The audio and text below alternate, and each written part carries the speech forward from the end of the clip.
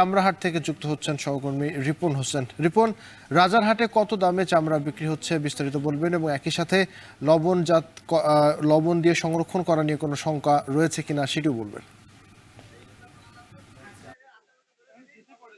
এখানে আমরা দেখছি যে পর্যাপ্ত লবণ রয়েছে এবং যারা প্রক্রিয়াজাত করছে অর্থাৎ যে চামড়ায় তারা লবণ দিচ্ছেন। এই বাজারে আসলে প্রতি পিস চামড়া ১,০০০ টাকার মধ্যে বিক্রি হওয়ার কথা ছিল, ১,০৫০-১৫০ টাকা, কিন্তু আমরা দেখছি যে ২০০ টাকা থেকে ৭০০ টাকা ৮ টাকা পর্যন্ত বিক্রি হচ্ছে। যদিও সরকার প্রতি বর্গফুট চামড়া নির্ধারণ করেছে ৫৫ থেকে ৬০ টাকা, এবং গত বছর এটি ছিল ৫০ থেকে ৫৫ টাকা, তবে তার থেকে অনেক কম দামে চামড়া বিক্রি হচ্ছে বলে জানিয়েছে এখানকার যারা বিক্রেতা রয়েছেন তারা। এছাড়া খাসির যে চামড়া সেটি সরকারের নির্ধারণ রয়েছে ২২ থেকে ২৭ টাকা বর্গফুট, এবং গরুর যে চামড়াটি রয়েছে সেটি ২০ থেকে ২২ টাকা বর্গফুট। তবে এই বাজারে বিক্রি হচ্ছে ৫ থেকে ১০ টাকা প্রতি পিস চামড়া, অর্থাৎ অনেক কম দামে বিক্রি হচ্ছে। যারা ব্যবসায়ী রয়েছেন তারা আসলে এখানকার যারা ব্যবসায়ী রয়েছে তারা চামড়া ক্রয় করছেন। এখানে প্রায় ৩ শতাধিক যারা আড়ত রয়েছে সেই আড়তে চামড়া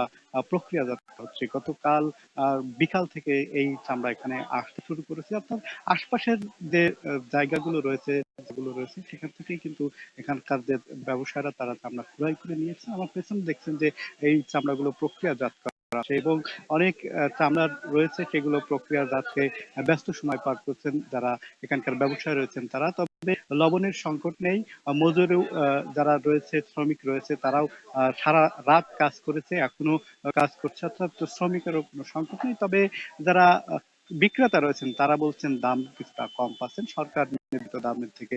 তো সব মিলে এই ছিল এখান থেকে আমার কাছে সর্বশেষ আবির।